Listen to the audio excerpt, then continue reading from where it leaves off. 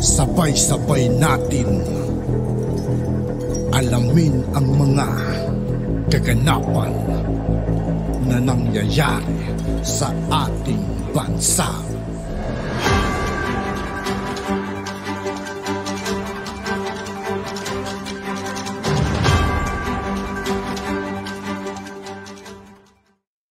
Yo, what's up mga kaibigan? This is I2K po again. Ngayon nandito naman ulit tayo sa channel ni Banat Kapanig TV. Dito naman ulit tayo magbibigay ng komento at reaksyon. Kaya samahan nyo ako guys.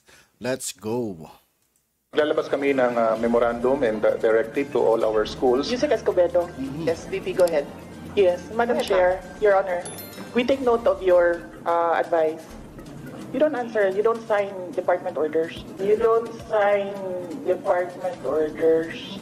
We take note of your comments, Your Honor. Thank you, but Your Honor, they must answer these questions because itong question ko po, galing po ito sa mga magulang na mag-aaral. Kasi po, I told them na hayaan nyo pagdating doon sa hearing, sa budget, i-raise ko to. Kung hindi nyo ako pagsasalitain dito, then... Pinagsasalita naman po kayo. Hindi kasi sinasabi, huwag daw sagutin. Hindi, the VP would like to be the one.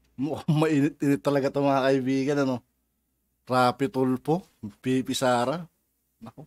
To answer the question. That's my understanding. No, I'm just moderating for everybody. Like I said, VP wanted to answer instead of her Yusek. Like I said, supporter po ako. Hindi ko po questionin yung budget. Ayaw ko pong bawasan. In fact, I'd like to put in a record, kung dadagdagan pa yung budget ng DepEd, I will support. Kaya lang, kailangan ko lang po ng mga kasagutan sa ilang katanungan ng mga magulang na mag-aaral. I don't have anything against. In fact, confidential pa na maraming question, I don't give a heck about that. Walang pakialam dyan. Ang pakialam ko talaga, yung hinahin ng mga magulang. Yun na po talaga. So, pansin ko talaga kay Ma'am BP Sara mga kaibigan, kay Vice President Sara.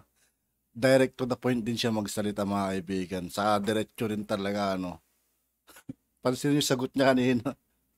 I-answer lang po kung sino saan gusto mag-answer. If I may, Senator Rafi, the Secretary took the floor earlier and responded that ang suggestion po niya, and correct me if I'm wrong, my understanding from the Secretary is that she said what you could do, because you were asking what you could do now that you're a Senator, is to pass a law that would prevent that. Because as far as DepEd is concerned, they have already issued the memorandums that prohibit contributions. Pero yung gustong gawin ng PTA, ng parents, my understanding is that's out of your hands.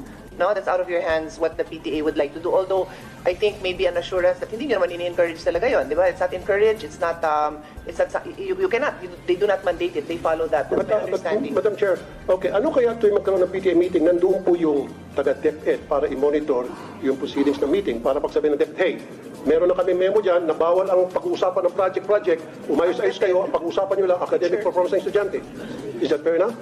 PTA ho means parent-teacher. So may teacher ho na present doon. Yes, may teachers na present. At principal pa kung minsan. Kaya nga, sinasabi ko lamang po, meron dapat nagmamonitor kasi hindi po nasusunod. Kung minsan, like I said, yung kay Armin Luis to noon, nasunod yun for ilang months. After several months, bumalik ulit. Kaya ang suggestion ko ngayon, pag may PTA meeting, meron pong taga-DepEd na nagmamonitor ng meeting nila to make sure na nasusunod kung anong nakalagay sa baka sir, you could give them the specific complaints that you received so that they can particularly go to those schools and find out if there were any violations and find out if there was conduct unbecoming of a parent, of a teacher, that should be addressed? Ang reklamo nga po, Madam Chair, ay yung...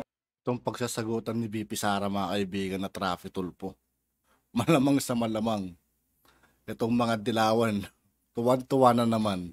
Pong sinasabing voluntary contribution na inaamin na nga po ng DepEd na mali talaga. Tulad po na ulitin ko, chalk, floor wax, pintura, varnish, TV, electric fan, test tube, printer, utility bills, janitorial, security guard, repair ng CR. Ito po ay mga reklamo and documented po ito. And I have documents to support this. And in fact, some of the teachers also told me na talaga nangyari po yan, Mr. Senator, wala kami magawa kasi hindi po nakakarating sa amin yung budget.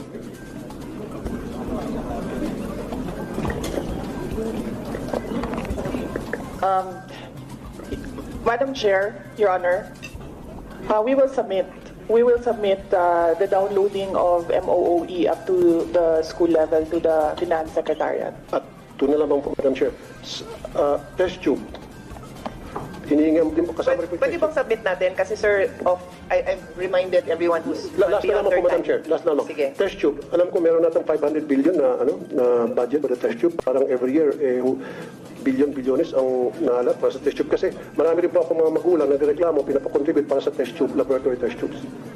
Ano ho yun, sir? Kasi I handled the budget, so I Test tubes. can Yung test attest. tube para sa mga I have laboratory. not seen 500 billion for test Or tubes. at least, yung pong pagkakaalam ko, yung pong... Ay, wala akong 500 billion. Ako na ho magsasabi. Okay. So anyway, bakit po yung sa test tubes? Sige na lang po. Bakit po test tubes paulit-ulit po every hiningan po ng contribution ng estudyante? Pwede po ba pa-stop na natin yun? Yun lang po. So stop na po natin. In short, lahat po ng contribution para sa maintenance ng school. Dapat mapanood ng mga magulang to mga kaibigan, no? Kasi tungkol ito sa mga contribution sa school, no? Sa mga estudyante. Tapos sa mga project nila. Dapat lahat ng mga magulang, mga kaibigan, mapanood to, itong usapin na ito. Kasi para alam nila kung ano yung sasabihin sa teacher kung sakali man nagkaroon ng mga ganyan. Kasi may mga teacher pa rin talaga, mga kaibigan, na hindi sumusunod sa rules ng mga ganito. No, pang teacher, mga kaibigan. Di ba yung mga rules ng mga teacher? Meron pa rin talagang naniningil, mga kaibigan. Ang pakiusap po ng mga magulang through me, stop na po natin yan. Pag na-stop niyo po yan, I promise you I'll support your budget every single year and you're not gonna hear anything from me. That's a commitment. That's a promise. Ito'y alang-alang sa mga magulang na mga lumapit sa akin. Madam Chair, Your Honor, we take note of the advice of the Honorable Senator Raffy Tulfo. Number one, you asked the question on how you can help. Nasapak ni VP Sara, mga kababayan, ang kanyang USEC na nataranta sa panggigisa ni Senator Raffy Tulfo sa budget deliberation ng DepEd kanina sa Senado. Kung malagas ito si Senator Raffy Tulfo sa mga hinihingi daw di umanong mga donasyon sa tuwing magkakaroon ng meeting sa PTA o Parent and Teacher Association. Gusto kasi ni Tulfo na itigil na ang paghihingi ng donasyon para sa paaralan. At dito na nataranta ang USEC ni VP Sara at sinabi niyang, oo Sir Tulfo, maglalabas po kami ng mga memorandum at mga direktiba sa paaralan na itigil na ito. Pero bago pa man matapos magsalita si USEC, mga kababayan, ay sinupalpal agad siya ni VP Sara at pinigilan siya sa pagsasalita. Ininterrupt siya ni VP Sara at sinabihang, USEC, hindi ikaw ang nagbibigay ng department order. Dahil ang nagbibigay ng department order, mga kababayan, ay walang iba kundi ang sekretary ng Department of Education na si VP Sara. Kaya Walang ibang nagbibigay ng budget, mga kaibigan, kundi si Vice President Sara Duterte, mga kaibigan.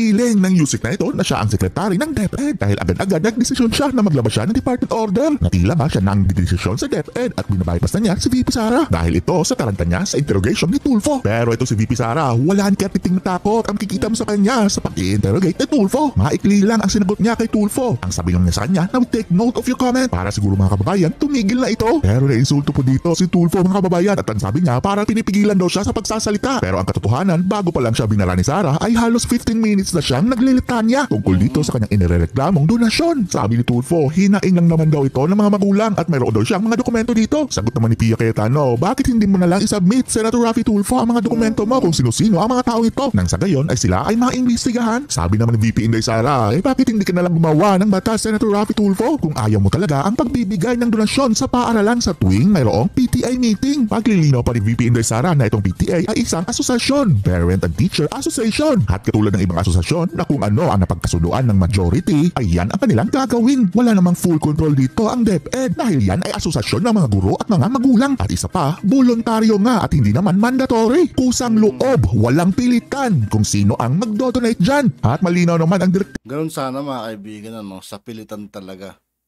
Pero meron din kasi talaga ibang mga teacher, mga kaibigan, na inuobliga yung mga parents na magbayad kahit kapos na yung tao, ganun. Di ba? Panakot pa nila, hindi ibibigay yung card ng bata.